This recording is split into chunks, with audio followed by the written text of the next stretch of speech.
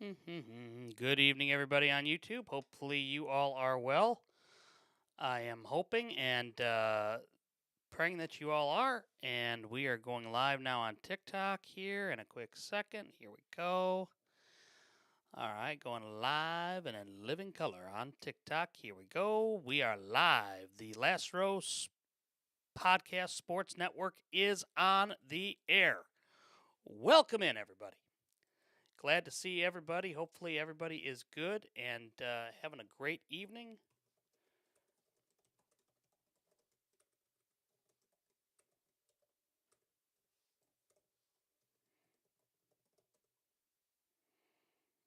Let's see here. Today is the 25th of February. Cannot believe March is right around the corner. To quote the great Dick Enberg, oh my, as he would say. So, we've got the I Know a Guy Remodeling logo in here.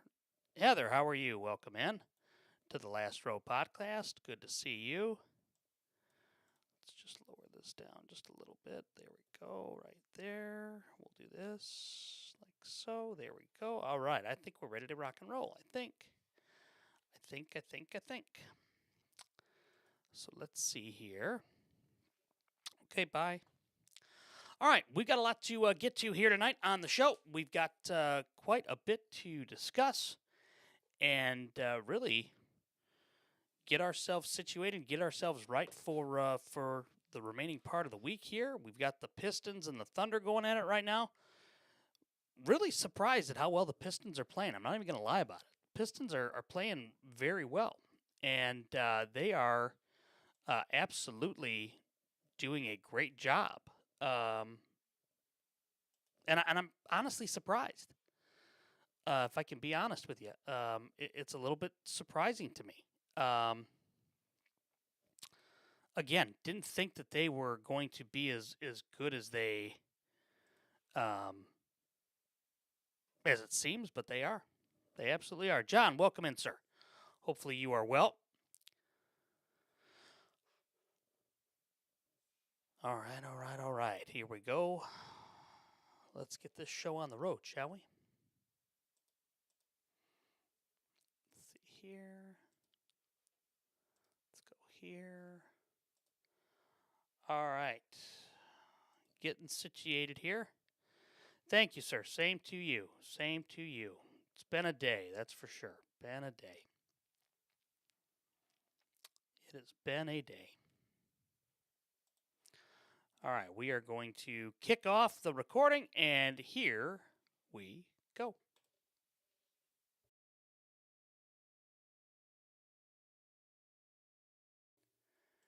And welcome in, everybody, to the Last Row Podcast, a fan's perspective on sports. It's Brian here inside the ARM Media Solutions Studios on this Wednesday, February the 25th, 2026. Hope you are well. Hope you are healthy, wherever it is you may be listening, whether that is on Apple Podcasts, Spotify, Amazon Music, whether you are joining us on YouTube Live or if you are joining us on TikTok Live. Make sure you check out our website, www.lastrowpodcast.com. You can also check us out on social media as well. Check us out there on X or TikTok, or Twitter. That would be at Last Row Podcast. If you want to check us out on I'm getting all confused. If you want to check us out on TikTok, you can do so as well. And that is at last.row.podcast. Make sure you do so. Make sure you check us out. Subscribe wherever it is that you get your podcast, whether that's Apple or through Spotify. It's all one and the same, John. You're exactly right. It's all one and the same, right? So we're having a good time. Hopefully, all of you are happy, healthy, well, and good where you are at. And man, oh man, we've got a lot to get to here. Lots of other news happening here tonight. Again, coming out of the combine. Also, a little bit of. I got to tell you, the reception, and we're going to lead with this tonight. for the USA men's hockey team. I have to tell you, it's been absolutely fantastic. And I'm honestly we talked about this with Montana Costanza. I love it. Oh my God, that's fantastic. We talked about it right after it happened.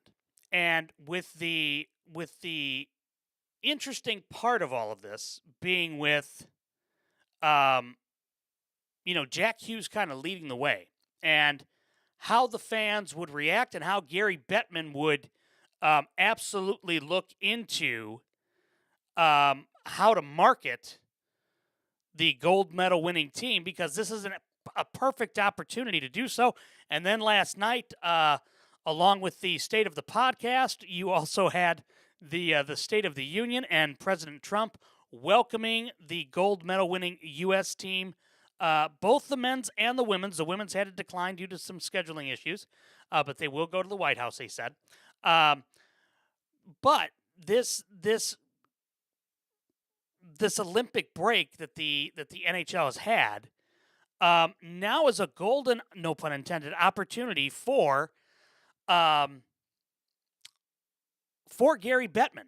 And I believe the NHL has found their American counterpart, if you will, to Connor McDavid. And it's Jack Hughes.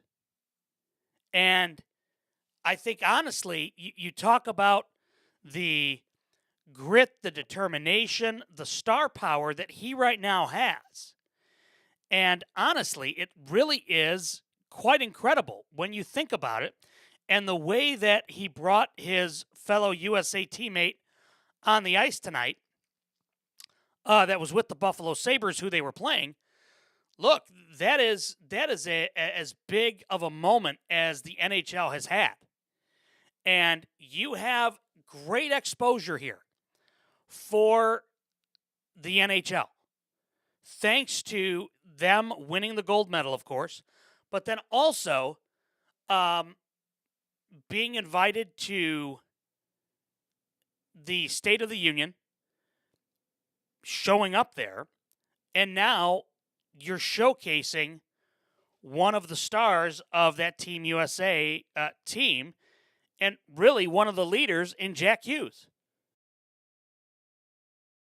And again, you've got the Tkachuk brothers that everybody knows what they are for hockey. Okay, but you've got Hughes, you've got all these young guys that you're really looking into, and you're really looking at to ultimately help market the NHL better here in the U.S. And now they have that opportunity. And look, I believe that this is the chance, especially with the looming lockout with Major League Baseball. Look, this is an opportunity right now for Gary Bettman, and we've talked about it for a while now, for Gary Bettman to get himself right with the NHL fans, really market this thing, because we know how global the NHL is, right? Well, what's one market they need to grow in? Well, duh, it's America. They're huge in Canada, obviously, but now they have the opportunity to grow here in America, and the way to do that is through Jack Hughes and anybody that was on the USA gold medal winning team. And if you really want to push it, that's the way to do it. That's the way to do it. And tonight, Jack Hughes going back to New Jersey for his first game. The Devils welcoming him back. The Devils going through and calling him out to the ice, and him bringing a microphone, crediting the Devils fans, crediting the fans of Team USA. Look, you've got your star now in America. You've got your next face of American hockey. And for the first time since 1980, the U.S. won the gold medal in hockey. And they have the opportunity now to market this in a way that will absolutely be beneficial to the NHL. And I hope they do. I truly hope they do. I hope that that Gary Bettman recognizes this as a golden, again, no pun intended, opportunity to market the NHL here in America. And tonight was a prime example of that. I hope that it gets coverage throughout Sports Center on ESPN and everything like that, because quite honestly, it needs to. Quite honestly, it needs to. And with that happening, again, the opportunity is right there for Gary Bettman in the NHL. You have a perfect shot here to get everything that you want in America. You have the chance to grow the game that you love in America. And now it's absolutely imperative that the NHL capitalize on this. Now it's absolutely imperative that it happens. And if it's done right, you've got a chance to really make a big mark in the U.S. with your marketing. You have the opportunity to make a mark in the U.S. with marketing, and it's quite easy. It's quite simple. You utilize Jack Hughes as your poster boy if you want to, okay, as your poster boy for this moment. And what better way to do it than to have him? And good evening, Reagan. Good to see you, sir. And again, with the NHL having this perfect chance tonight, it was quite honestly it was made for this moment, and they have that opportunity now. And I hope they take advantage of it, because there hasn't been, to me at least, this much excitement realistically since maybe 1994, when the New York Rangers won the Stanley Cup. I mean, honestly, 1980, obviously, but I wasn't around at that point for the Miracle on Ice. But this has the opportunity here to. They've got the opportunity here. Well, it doesn't matter what aisle or what side of the aisle you're on, Republican, Democrat, and the way that and honestly, the way that the players from the NHL are marketing this themselves is that, look, it doesn't matter if we're Republican, Democrat. At the end of the day, we're Americans, and we're proud to represent the U.S. of A. and what we have on that jersey. And without question, it's an opportunity, and that's how it needs to be done. I mean, that's the other factor of this here. You don't have a PR team that Billy Guerin has assembled to all of a sudden, kind of go, oh, well, you know what? This is what you need to say in the interviews, and this is what you need. No. They don't have any of that. What they're simply doing is they're just speaking off the cuff and from the heart. And when they do that, that's ultimately what people want to hear. People don't care if you're Republican, Democrat, Independent. That doesn't matter. We're Americans. And that's what and that's how the NHL should focus here on this. That's how the NHL should utilize this. And now that they have this with their poster boy, Jack Hughes, which is great, it's giving Gary Bettman the opportunity finally to have a guy, and more importantly, a team overall that they can get behind and that they can market. And for anybody that knows anything about PR, quite honestly, it would be a crime for the PR machine of the NHL to not get behind this team. And it would be a crime for them not to market this team here in America in a way that makes it so that the NHL benefits from it, obviously, but then also it makes it easier to, I mean, look, you want the next young crop of stars, right? You want the next crop of players and young kids to come up in the NHL with this moment, right? I mean, from a PR standpoint, I would be all over this right now, talking with Jack Hughes and saying, okay, look, we're really going to push you. We're going to get the marketing machine behind you, just like we did with Sidney Crosby, just like we did with, Alexander Ovechkin, just like we did with Mario Lemieux and Wayne Gretzky and those guys. And it's a different time. And what better way to do it than to showcase here in America? Look, I'm not talking globally. I'm talking one specific market, North America. And you have the opportunity here, and if you take it and you utilize it, it could work out incredibly well for the NHL, but they have to be willing to do it. They have to be willing to do it. And if they don't, if Gary Bettman doesn't get this behind, or doesn't get behind this movement, because look, right now in America, the NHL has never been popular or more popular than what it is right now in the moment, because you're still hot off the heels of winning the gold medal. And for the U.S., anybody that was on that team should be getting honored by their team, by their PA announcer, doing the same thing that Jack Hughes did tonight, by going out to center ice, by speaking to the fans, by talking to the fans, thanking the fans for their support, thanking the fans for always believing in them, and then that, again, allows the NHL to market this in a way that is absolutely foolproof. I mean, let's be honest here.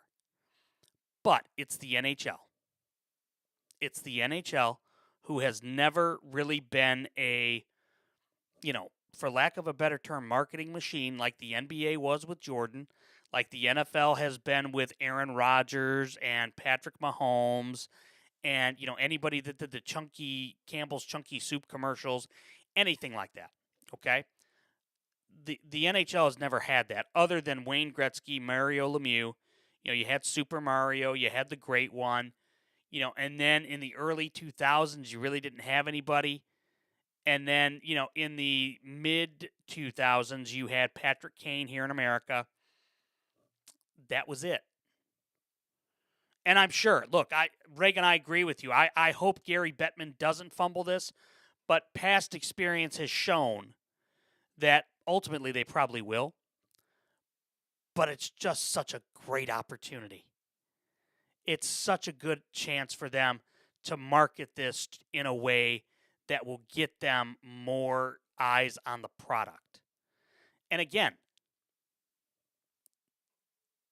the way I figure it, getting more eyes on the product here in America is what is ultimately going to grow your product. You're huge in Canada, you're huge in Russia and in Sweden. You're not big in North America. You're just not. In terms of the big four, you're number 4, right? In terms of the NFL, Major League Baseball, NBA, and now NHL, you're 4th. And yeah, and Crosby was the guy in the mid 2000s, along with Patrick Kane and those guys, and everybody that was, affiliated with those Blackhawks teams, everybody that was affiliated with those Penguin teams, like Yevgeny Malkin. But again, he's not a household name here in America.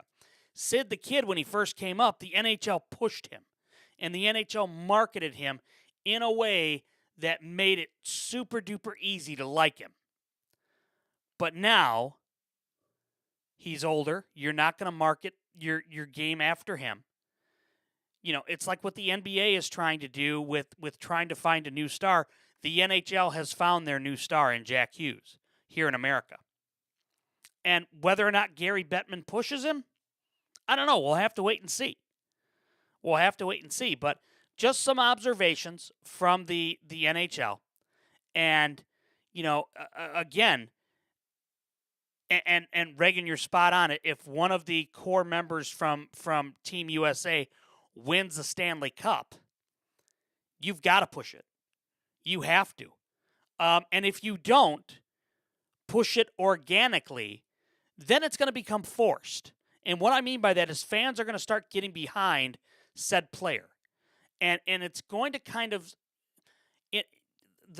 what I could attribute it to or make it akin to is back in maybe the mid 2000s, you had a New York Knicks guard by the name of Jeremy Lin. And Linsanity started to run all over the NBA. And people got behind him. And then the NBA was like, oh, we've got a guy here that people are behind. We could market him. Well, guess what? They started to market him, and he got bigger and bigger and bigger. And then he fizzled out because he wasn't that good of a player. In this instance here, it's going to be if you have a player that wins the Stanley Cup that was on that team, you're going to have a push. You're absolutely going to have a push for them. And if they win the Stanley Cup, whether you do it organically or whether you do it through the fans and the fans getting behind it, guess what? That's what's going to happen. That's what's going to happen. So just some observations there regarding that to open up the show here tonight. A little bit of news and notes from the Combine.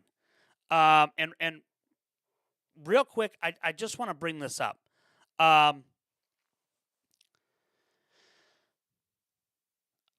really curious to see what happens over the next few days at the Combine, because of the fact that there are a lot of names being floated around as potential trade targets. And within the Combine, you've got deals being made behind the scenes. And look, I don't care what anybody says. There is absolute tampering, for lack of a better term, going on right now. There are back channel conversations happening with players. There are back channel yes, John, ESPN article. What are you referring to?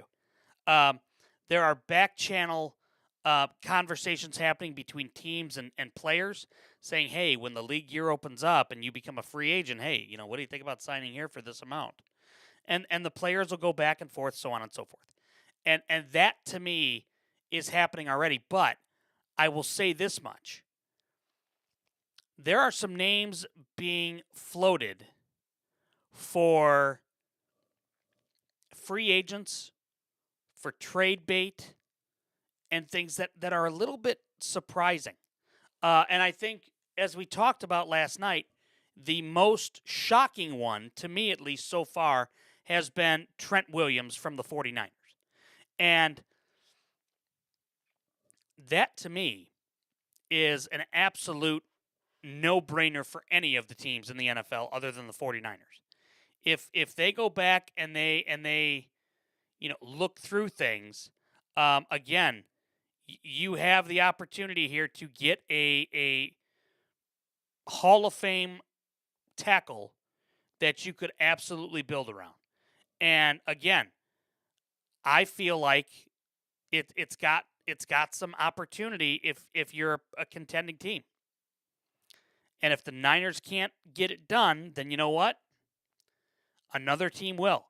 And that was a name that I truly thought about. And really after we got done recording last night, it was like, man, oh man, I really wonder if the Niners are going to let him go. And if that's the case, John Lynch may know something that we don't.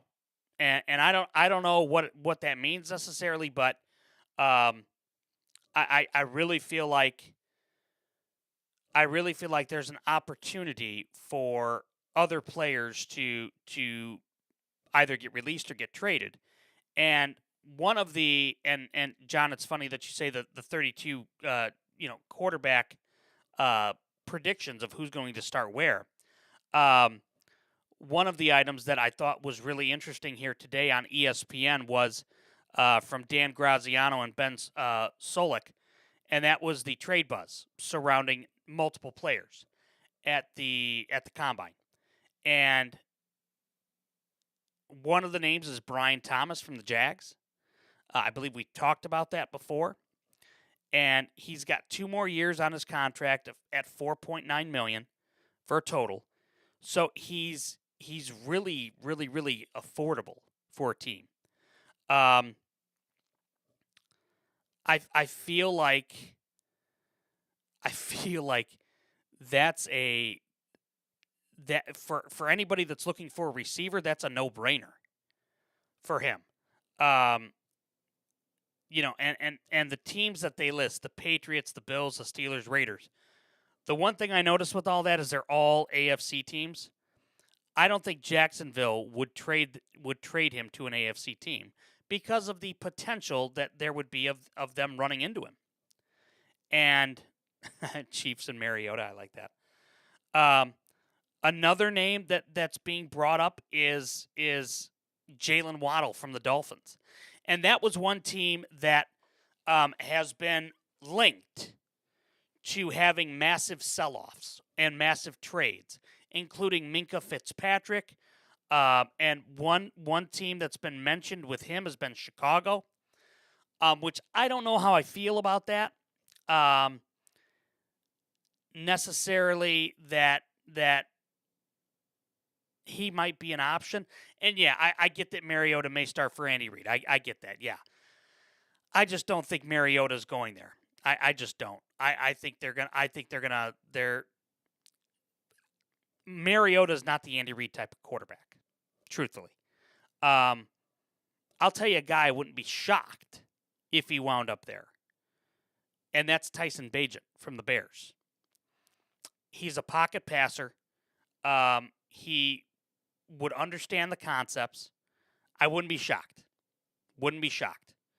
The Bears and the Chiefs have a history of making trades during the offseason and during the combine. I think it might make sense for that. So there's that. And again, they say Jalen Waddle from the Dolphins could go to the Steelers, Chiefs, the Raiders, the Ravens. Yeah, and I don't agree with that with them having Spencer Rattler leaving New Orleans. But anything can happen, right? I mean, anybody can get traded. And I'll say this much: if they trade him to New York, they're going to throw a fit in New York about him. If we thought Kyler Murray was going to be a problem in New York, Spencer Rattler is going to be even worse. And you've got an offensive-minded head coach in New Orleans, in Kellen Moore, that has a much better offensive scheme, than what the Jets are more than likely going to have. And I'm sorry, Spencer Rattler lost out to Caleb Williams in college at Oklahoma. He had to transfer then at that point, and he's what I like to call a mental midget. He doesn't have enough up here. He can't quiet everything down. And so, with that, if he struggles in New York, he's going to just shut down. I mean, let's be honest here. He's not, in my opinion, he's not a starting NFL quarterback. He's just not. He's not that good. And, I'm wondering who would be interested in him having or being a starting quarterback. I just don't understand that. And look, maybe he turns it around in another location. Maybe. I don't know. But to me, he does not have the football acumen to be able to block out the noise and be able to focus. He doesn't have that for me. And apparently, I said something here that made TikTok Live upset. Apparently, so sorry, TikTok Live, if you're truly listening. Anyway, another name, of course, that gets mentioned is Max Crosby, and I think Crosby's getting dealt. We've spent shows and shows and shows upon this. I think he ends up in Chicago. I don't believe Vegas is. I don't believe Las Vegas is going to trade him within the conference. There's no way they're going to, because of the opportunity that they would have running into him.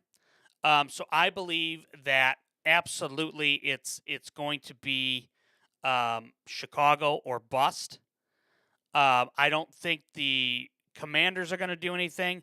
I don't feel like the Eagles are really going to do anything cap-wise with him, because I think the Eagles are going to be trading A.J. Brown and getting a player back.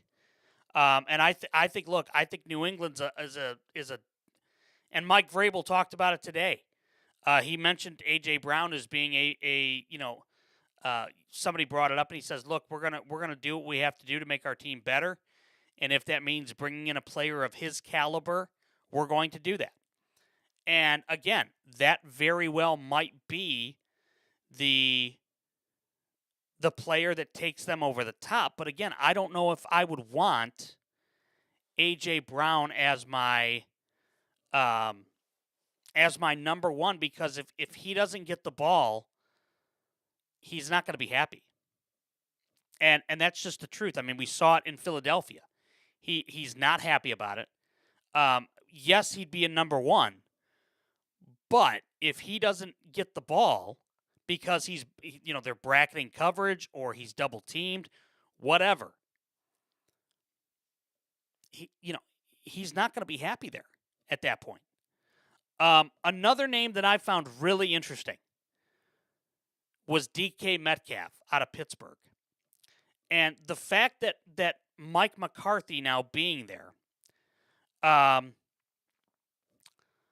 think he would be a better fit in New England, because I think Vrabel would be able to bring him in, get him kind of back to how Pete Carroll had him in Seattle, where he was one of the better wide receivers in the NFL. That's just me. I think that McCarthy would be able to do the same thing with him. I think McCarthy would be able to get him in a good situation. I mean, look what he did with CeeDee Lamb under McCarthy. So, to me, he's got 4 years at $28.75 million per year, nothing guaranteed. Obviously, it's a huge contract. 4 years at $28 million, almost $29 million. Again, if it happens, I think he stays in Pittsburgh. That was one of the names that I thought, man, oh man, that's a shock to me. Because now that they've got Mike McCarthy, I feel like he's going to be much better off in Pittsburgh than what he was with Tomlin and Rodgers. Kyler Murray. One team that I think is really interesting, I should say, is the Dolphins. I think Miami is looking for a quarterback, and per a report that I saw earlier today, and I want to pull it up here. Bear with me 1 second. I want to pull this report up, and I believe it was from Jordan Schultz, reporter with the NFL, who was saying that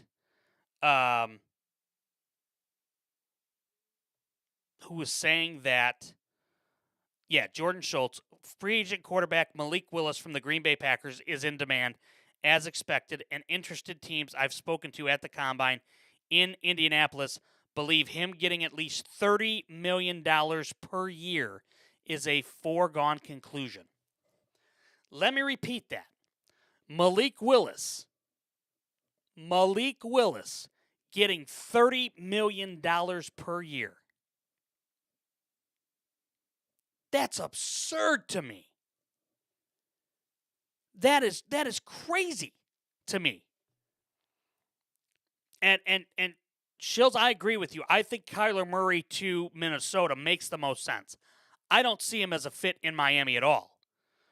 I feel like, and I've seen rumors of Kyler Murray to the Jets, he wouldn't do well in New York. New York would throw a fit about him.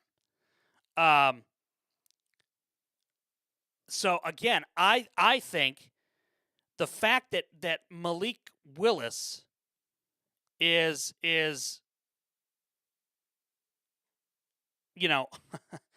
the fact that Malik Willis is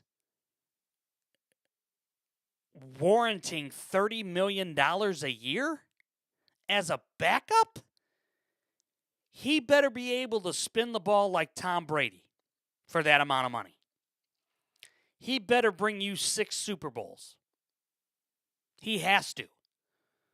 Because if he doesn't, with that type of money, what are we doing here? I mean, are we that desperate in the NFL for mediocre average quarterbacking? I mean, $30 million a year for a quarterback that hasn't started really and that hasn't been very successful, that's a big deal. And that's a lot of money. That's a lot of money. And Monty brings up a great question. Is he the second coming of Rob Johnson? That's a brilliant comparison. That's a brilliant comp. Yeah, I would. I mean, look, if he gets $30 million a year, absolutely. Are you kidding me? All right, we're going to take a quick timeout. We're going to hear from our friends over at I Know a Guy Remodeling. You can see their logo right down here in the corner, right there on the right side of the screen. If my finger would move and get out of the way, there we go. I Know a Guy Remodeling. We'll talk to them here in just a few minutes, and then we'll come back with some more NFL news and notes. You know what separates contenders from pretenders? Off-season moves. Smart investments. Not $30 million for Malik Willis. Big upgrades. Fixing weaknesses before the season starts. So, let's talk about your house. That outdated kitchen. It's a defensive liability. That cramped bathroom. A cap space disaster. That unfinished basement. Wasted potential. You can sit back and trust the process, or you can make a splash signing. I Know a Guy Remodeling. They come in, they assess the roster, and build you a championship-level space. No gimmicks, no drama, just professional, reliable results. This spring, make the move that changes everything. I Know a Guy Remodeling. Because banners don't hang themselves. You can find a link to their Facebook page on our website, www.lastrowpodcast.com. Because everybody deserves to know a guy. And now you do. I Know a Guy Remodeling.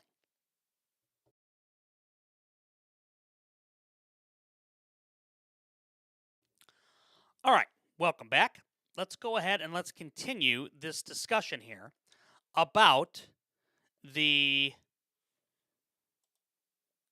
free agency trades happening in the NFL because, well, look, we're in the midst right now of the league year, and it's right before the new league year, easy for me to say, starts. And look, I believe, and again, I think there are going to be big moves to be made. Okay? We've talked about it. We've heard about it. And now the time to act is now. And typically when it is a typically during Combine Week, that's when a lot of trades get worked out. At least in the Chicago area, they do, with Ryan Poles. So one story that's gaining a lot of momentum, and that we're gonna talk about here in just a little bit, is the Bears Stadium issues, because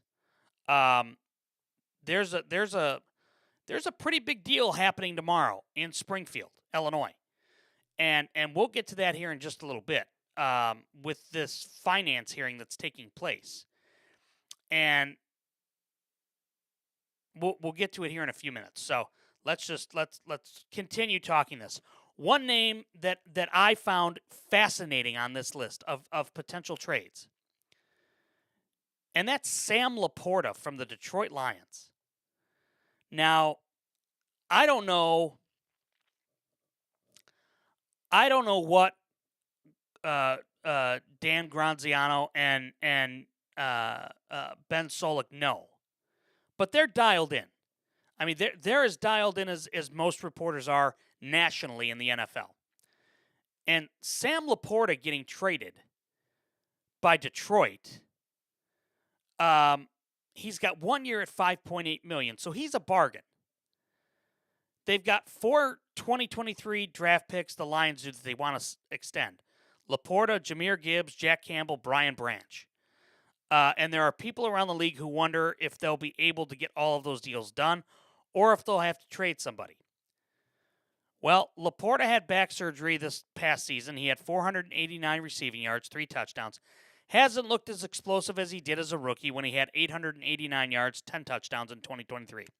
But he remains one of the most exciting young receivers at that position. Teams that are favored to potentially trade for him: the Chiefs, the Ravens, and the Texans. John, you put it right there. KC, go get him to replace Kelce. Kelce is, for all intents and purposes, coming back. I think this is his last year. I truly do. I don't know if Laporta would be willing to take a back seat necessarily, but I also don't think that Kelce would want to give up playing time to another tight end. That's why I don't think Kansas City goes and gets him. I think somebody like Baltimore or I think somebody like Houston would be a really good option for them. Spencer Rattler, that we talked about earlier on. The teams that are looking at him are the teams that need quarterbacks. The Dolphins, the Raiders, 2 teams that really don't need quarterbacks, the Chiefs, and the Rams. Interesting. Minkah Fitzpatrick that we talked about earlier on. He's got 1 year left at $15.6 million. They see potential team fits. There's no way Miami trades him within the division. They have Buffalo and Dallas. I'm telling you right now, also watch for Chicago. And yes, Rattler is a backup, no question. And yeah, John, I get the fact that Reed does a lot of 2 tight end sets, but he likes having one of those tight ends to stay in and block. So while they run a 12 personnel system, really it's that extra tight end is more of a blocking tight end. I don't think Laporta is that, and I don't think Kelce's that either. I think Kelce is stubborn enough to want to be the lead receiver, that he wants to be, Mahomes' go-to guy, and rightfully so. He's earned that right. All right, Tua Tagovailoa, 3 more years, $47 million a year. 3 more years at $47 million a year, $54 million of that guaranteed for this year. Now, look, I think Miami is just trying to get out of this. Okay, we've talked about it before. I think Miami is looking just to get out of that contract and get out of the Tua game.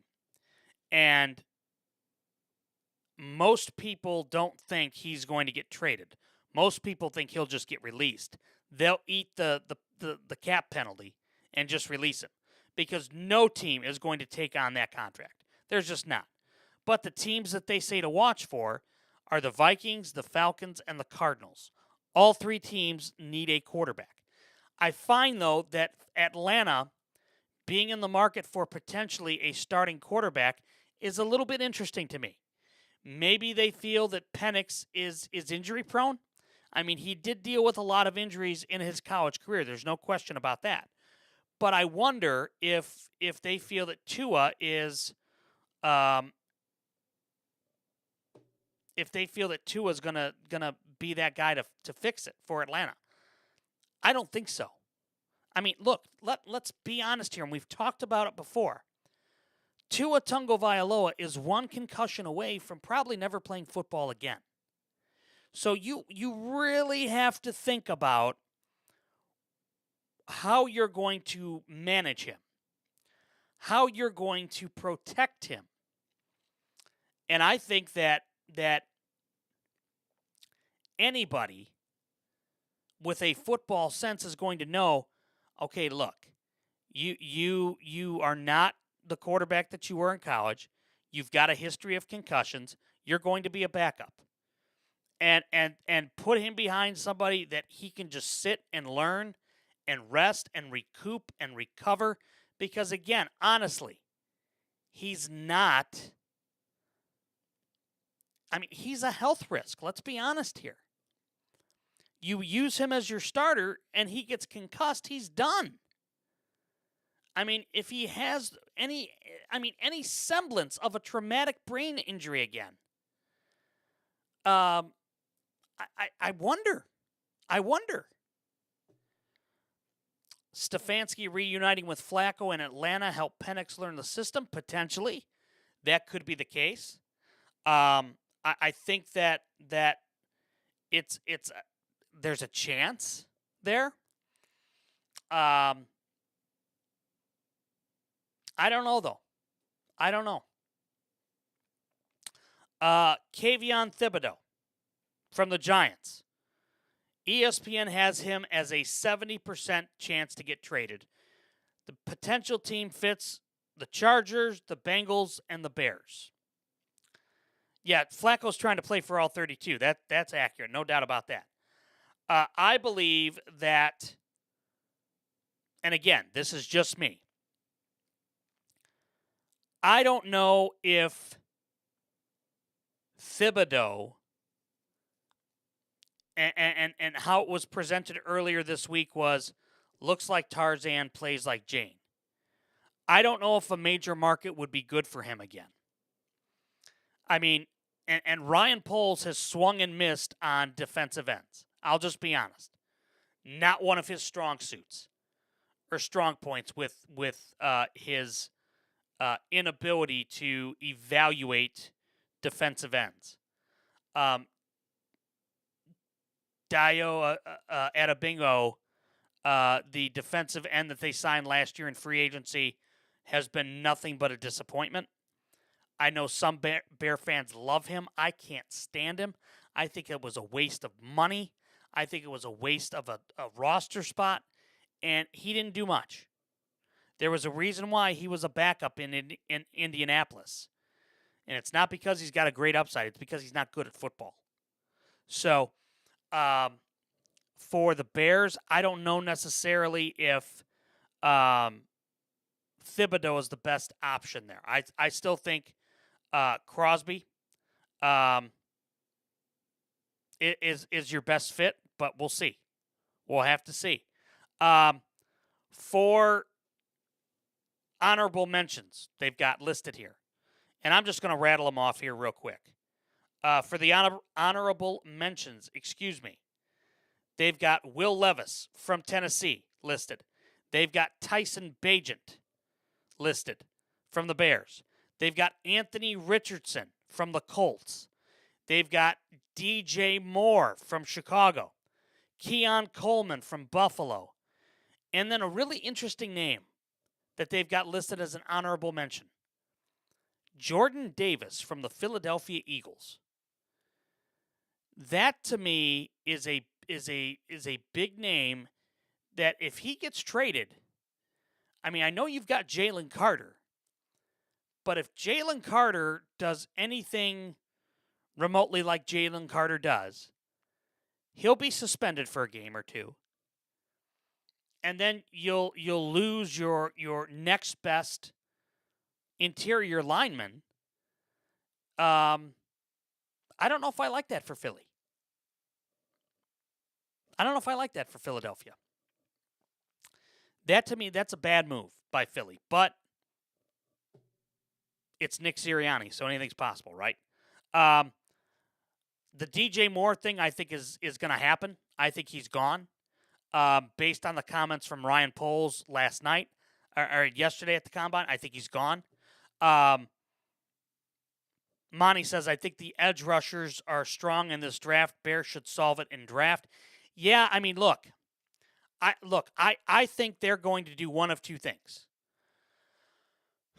I think they're going to look at getting rid of Montez Sweat somehow, some way. Get out of that contract.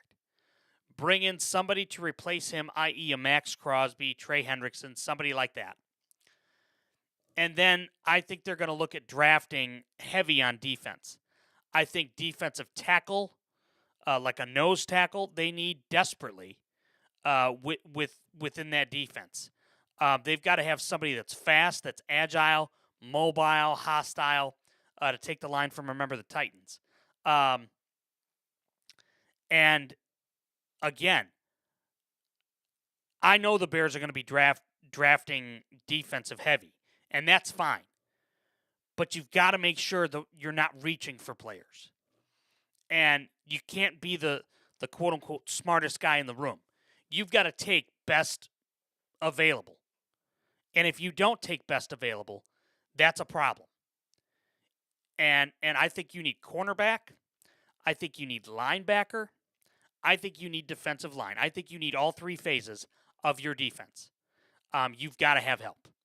And I think the only way you're going to accumulate all of that in the draft or through the draft is by accumulating draft picks, whether that's a fourth rounder, third rounder, whatever you got to do. And for Chicago, you're going to have to give up DJ Moore if you want Max Crosby. You know that. You know you're going to have to give up your one this year, which is a 25, which is okay. So you've got to get younger, faster, more athletic on defense. You have to if you're the Bears. Defensive line is deep in this draft. Defensive line is and I think defensive tackle is actually deeper than the edge. But man, you need a lot of help on defense. So I think you go out and you get a Max Crosby, you trade DJ Moore, that instantly creates a little bit more cap room and flexibility. You restructure some deals.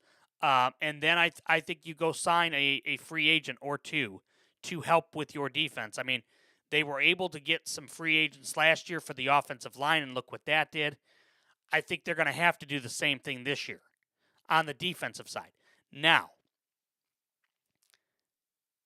Ryan Poles says he doesn't believe that Ozzy Trapillo's patella tendon injury is career-threatening.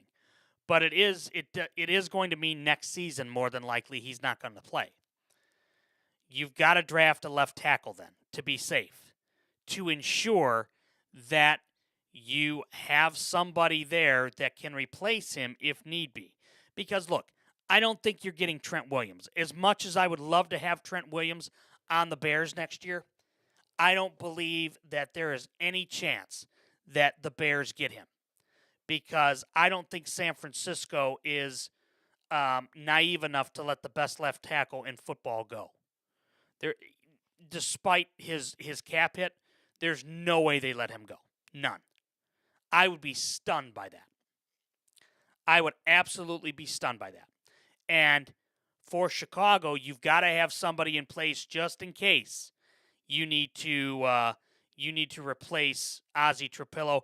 And it's not Braxton Jones. You've been there, done that. Braxton Jones is not good enough for this offense. You have to have somebody good enough to protect your franchise quarterback's blind side. You have to.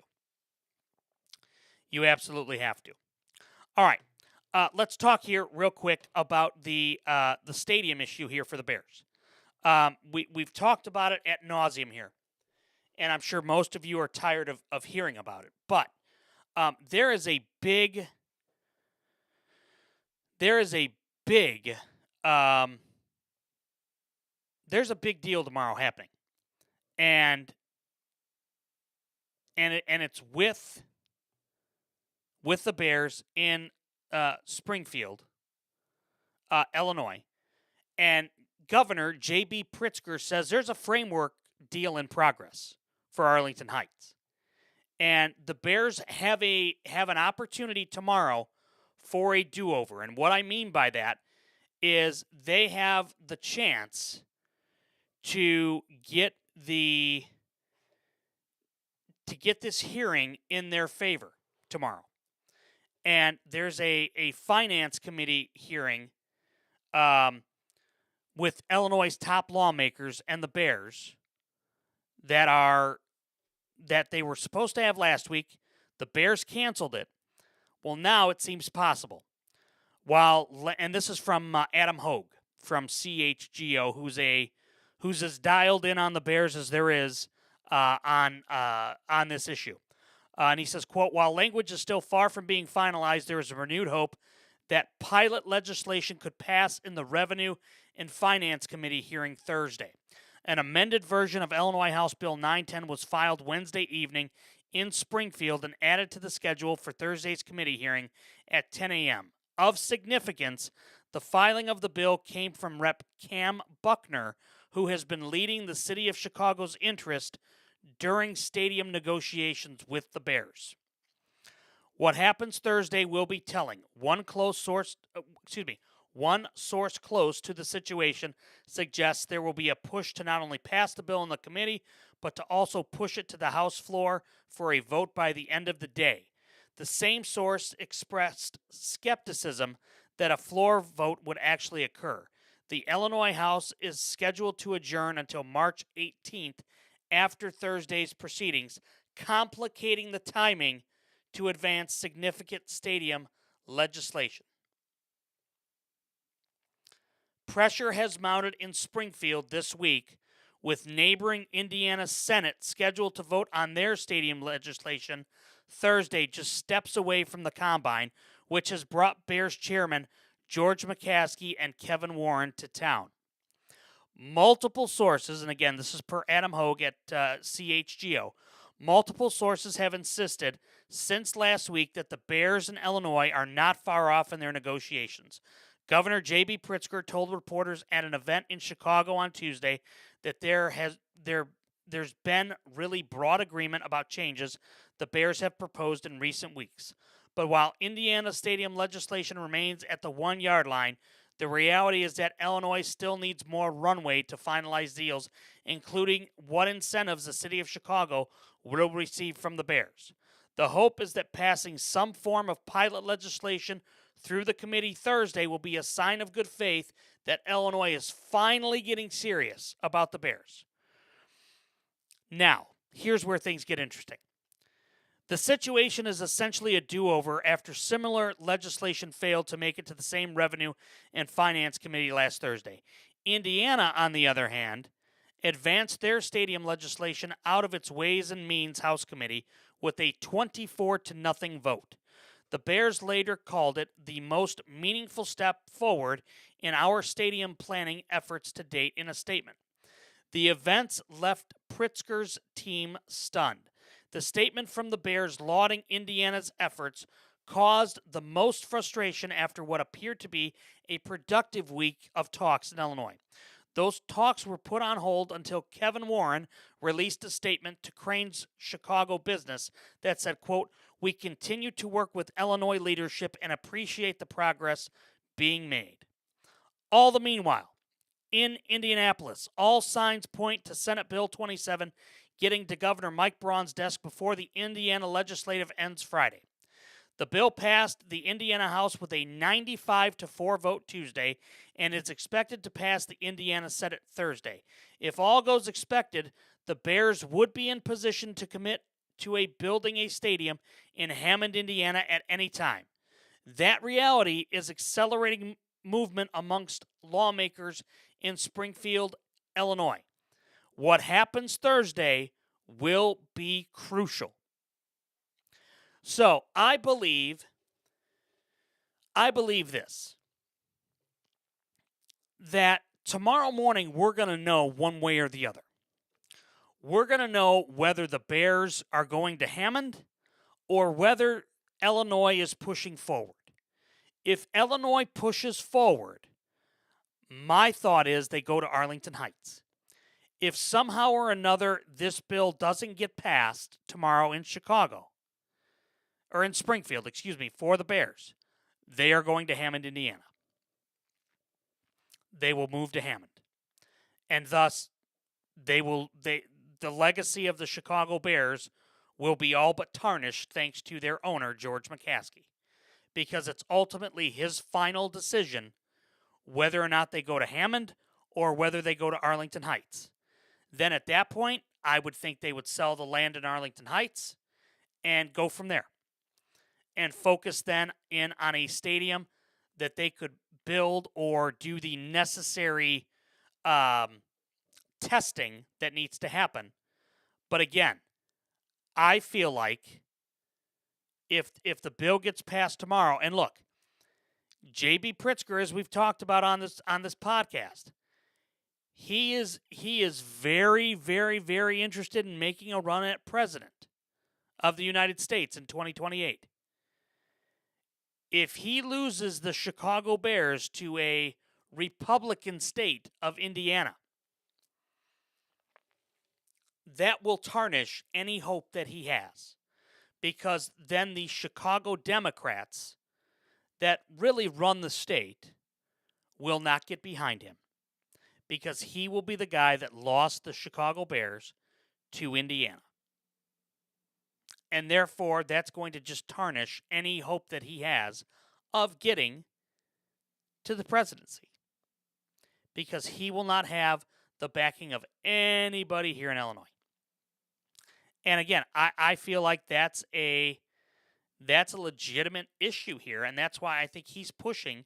Governor Pritzker is pushing very, very hard to get the chance for this procedure tomorrow, for these proceedings tomorrow. And if it passes and it somehow gets to the House and they vote it through, then you've got something. Then Illinois' got a lot of momentum. But again, with how close they are in Indiana, I don't know if the Bears turn Indiana away. And that bothers me. Because if they aren't feeling like and look, let's be honest here. The Bears have done this all backwards, as we've talked about.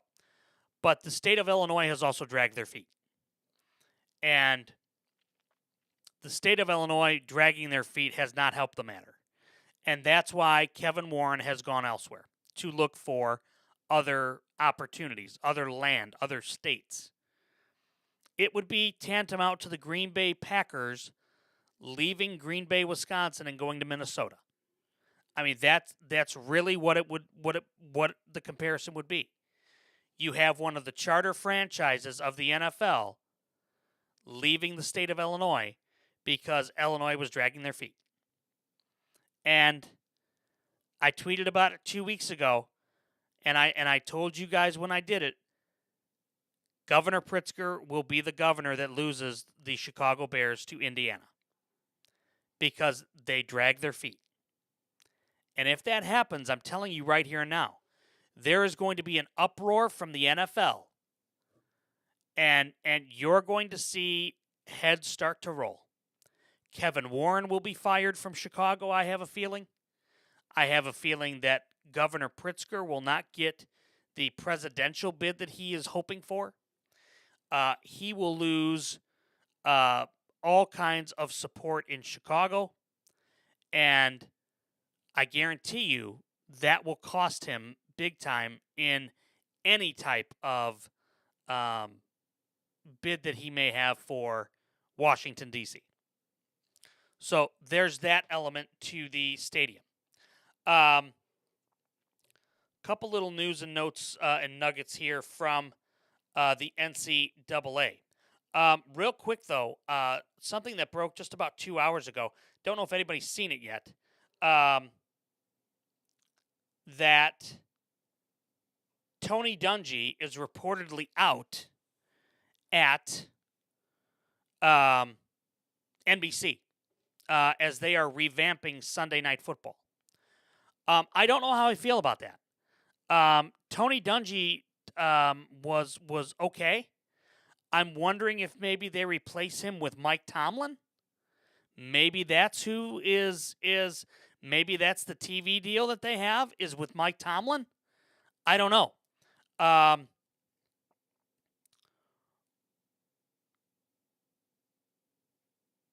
So I'm curious about that. Something else that just literally just posted about in the last 30 minutes. This is from Rob Schwartz from let me see where he's based out of. He's with he's host of the Hallis Huddle, part of the Fan-Sided Sports Network.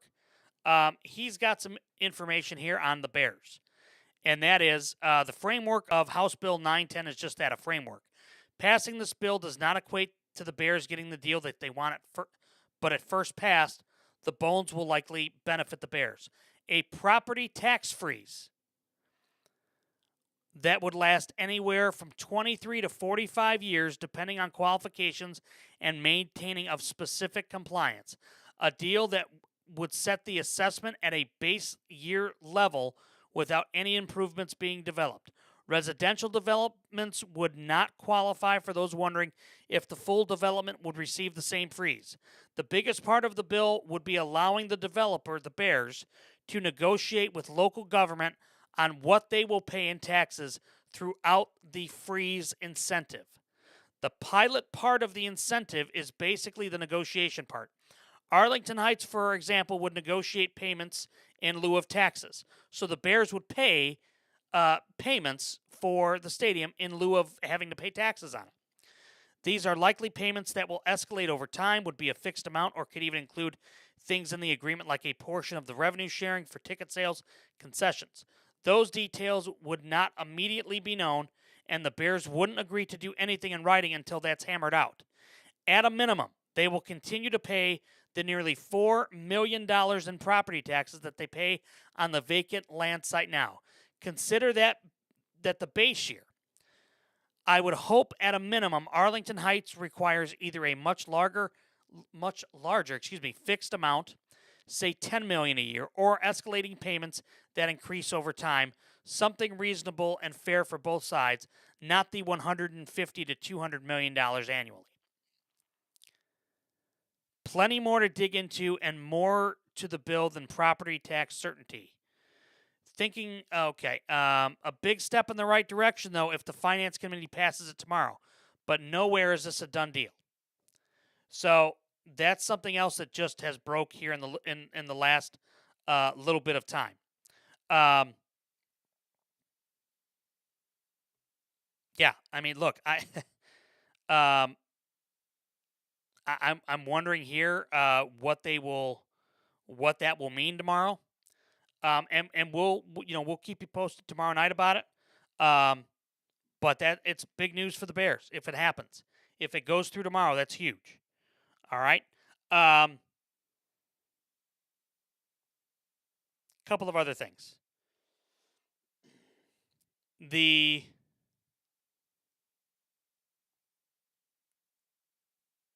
Bulls, the Chicago Bulls, have not won a game in a month, it feels like. And they're losing on purpose, and it's successful, which is good. They've got a 20% chance right now of landing a top 4 pick in the NBA draft. I like where they're heading. I'm happy they're tanking. It should have happened 2 years ago or last year. But alas, it's happening now. So continue to tank. The New York Yankees in Major League Baseball are retiring Hall of Famer CC Sabathia's number 52 and will honor him with a plaque in Monument Park on September 26th. I like that. I think that's a good move. I think that's it's a good move by the Yankees. I don't know if CC is I don't know if CC is going to. I don't believe CC's in the Hall of Fame yet, but the fact that he's getting his jersey retired by the Yankees, that's a good thing. That's a good step for CC.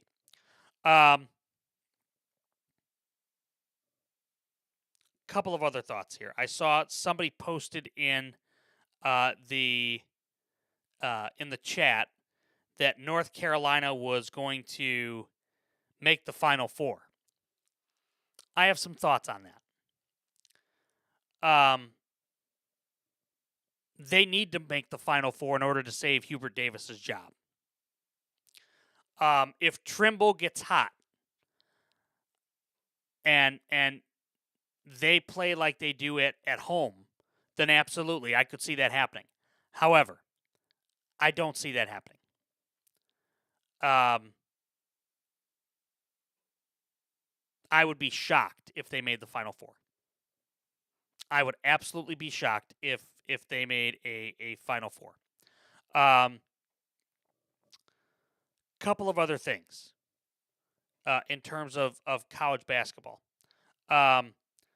I believe, and this is just me, that, and we've talked about this here over the last few nights, you've got, without question, you've got 10 to 15 teams, primarily from either the Big 12 or the Big 10, that are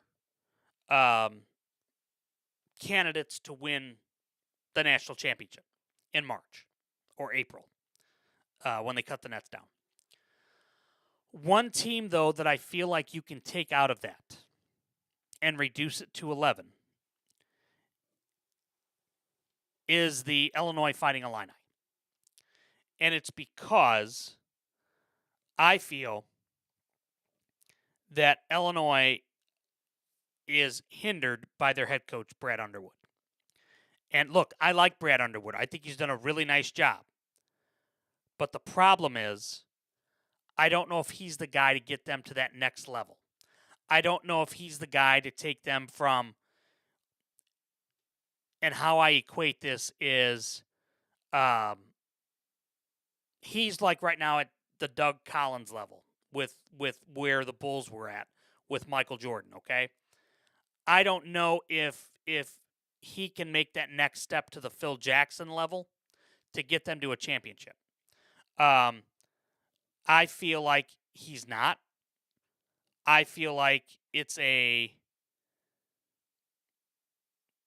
he's an even keel coach like this at this point in time. I don't know necessarily if he is going to get them to where they want to go. So unless if Illinois goes on a massive run in the final in March Madness, I don't think Illinois is going to make it. And I think you can drop them as one of your potential Final Four teams. Even though on paper they could compete with anybody in the nation, I don't think coaching gets them there. And that's the part that bothers me for the Illini. And it's because I like Brad Underwood. I really, really do. I think he's a good coach. I just don't think he's the guy to get this group to the national title. I just don't. Couple of other things here. Right now, Ohio State is losing at Iowa. That's a big game in the Big Ten. You get Iowa to 20 wins. They're going to be, they'll be tournament bound. Ohio State, I'm not sold on at this point, but Iowa getting to 20 wins, that's a pretty good year for them. So there's that. I think that you've got, and I mean, look, next week I think starts championship week. So I think that you've got a big slate of games coming up here over the next few days. You've got a huge game Saturday again, and I think that, quite honestly, I think Saturday is going to be a real big telling point in what happens with not only the Big Ten but also the Big 12. I think there are games on Saturday that are potential previews of what could come in the NCAAs. Not necessarily between the two squads or the teams, but because of the type of matchup. I mean, you've got Virginia at Duke. You've got St. Joe's at Rhode Island. You've got Seton Hall at UConn. Colorado at Houston. Florida State, Georgia Tech. That game doesn't matter that much. But again, you've got some big games. You've got Clemson hosting Louisville, Vanderbilt going to Kentucky. UCLA should win that game, I think. Miami's 22-6. Miami very quietly is having a really good year in the ACC. They're a team to watch, I feel like. You've got on Saturday, I think you've got, or maybe it's Friday night, you've got Illinois and Michigan in a big game for Illinois. Huge game for Illinois. I believe that's tomorrow night, actually, or Friday night. You've got Miami of Ohio at Western Michigan. The watch for Miami of Ohio to see if they can get to 29. Let me see here. You've got Harvard. Yeah, Friday night, 7 o'clock on Fox.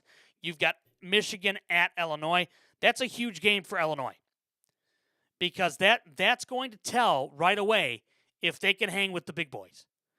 If they and again, on paper they should, but that's on paper. In theory, they shouldn't because of their coach. But I hope, just for simplicity's sake and to complicate things a little bit more in the Big Ten, I hope they do, because I think that would be fantastic for the Big Ten. I love chaos come tournament time. I think it's fantastic. So, Illinois, Michigan, Friday night, 7 o'clock on Fox in Champaign. It's going to be a huge game. And then, again, like we talked about on Saturday, you've got Duke and Virginia. Picks, we talked about this last night. I think they get in. I still think they get into the tournament. Somebody had them, I think it was Joe Lunardi had them as an 11 seed. I don't think they should be anything less than I don't think they should be lower than a 10, but I think they get in. And look, if they end the regular season 31-0, because they've got 3 more games left, I think you got to put them in. Even if they lose in the MAC championship, I think you got to put them in. I think it's too good of a team to not put them in.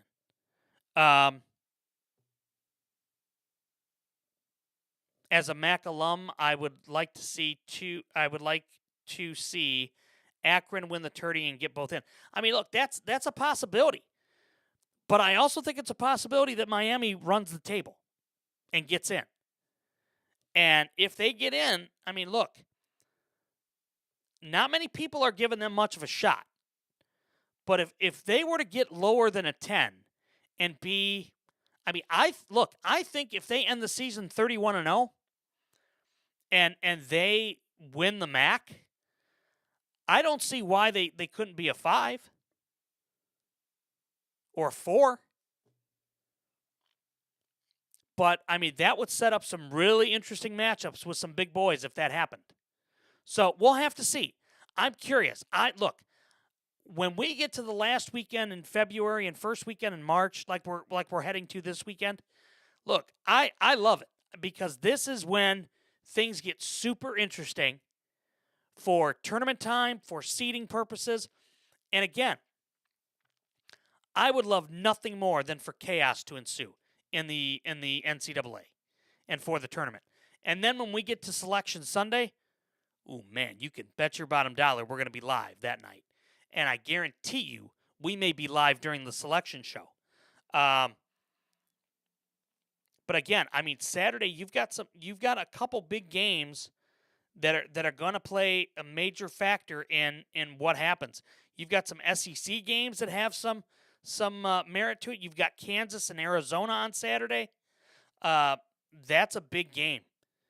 I tell you what, if Kansas goes into Arizona and beats them, oh boy. You've got Texas Tech at Iowa State.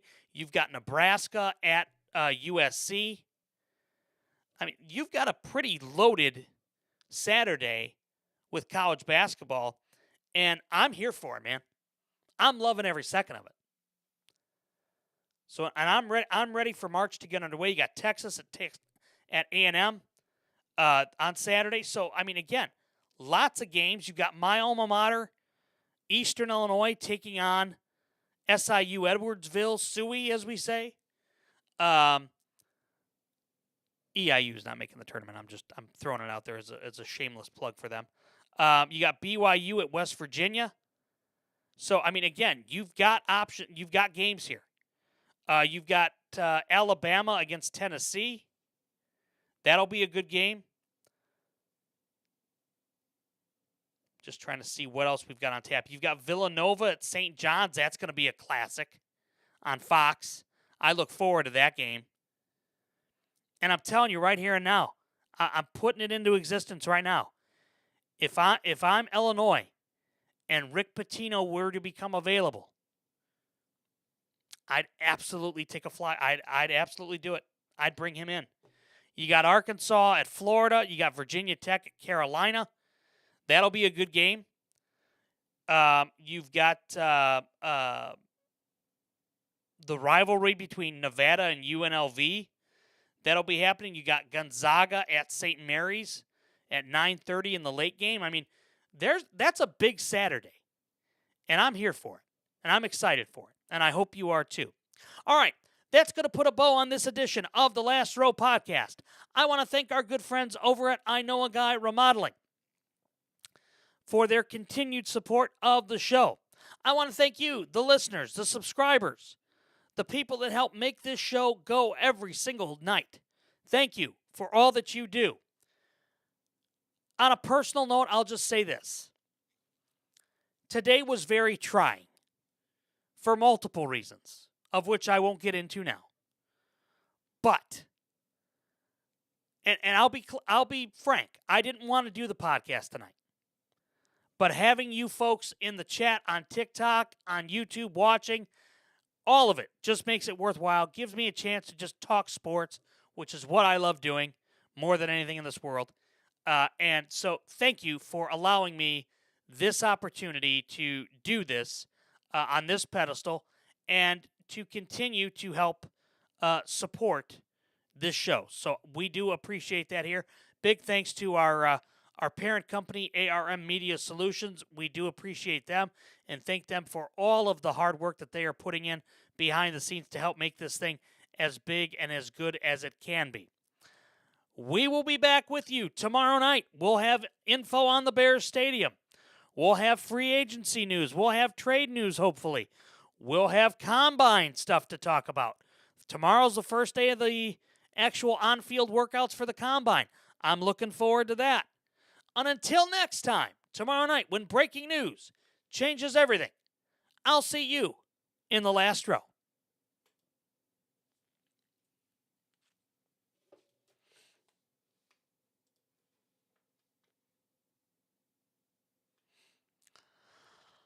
Alrighty, TikTok. We are just going to wait now for the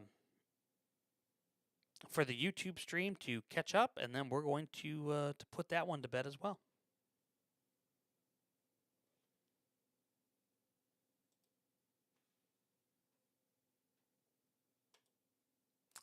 All right, there we go.